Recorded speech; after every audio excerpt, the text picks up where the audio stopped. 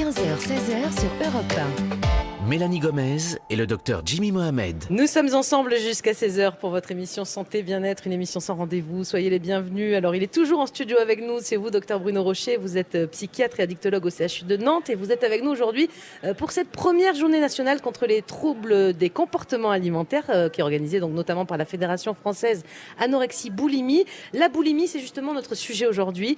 On a vu tout à l'heure, on a de nombreuses patientes qui peuvent passer des années à souffrir en silence sans consulter. En général, ça commence comment ces troubles? Est-ce que c'est directement une jeune fille qui va avoir des compulsions, vomir comme ça très rapidement, très brutalement, ou est-ce que ça commence un peu plus subtilement que ça? On a les deux tableaux qui sont possibles. Il y a vraiment des jeunes filles qui vont découvrir progressivement cette conduite au milieu du reste, qu'il faudra bilanter d'ailleurs. Et puis des fois, le fait qu'il y a cette espèce de tilt qui fait qu'il y a une souffrance psychique qui est vécue parce que environnement, parce que école ou n'importe quoi. Et finalement, cette conduite d'ingestion alimentaire va être extrêmement satisfaisante. Et par nécessité de contrôle pondéral, effectivement, il y aura une purge à la suite. Les réseaux sociaux actuellement sont des moyens d'apprentissage aussi de la connaissance de comment on peut faire ces éléments-là qui sont importants.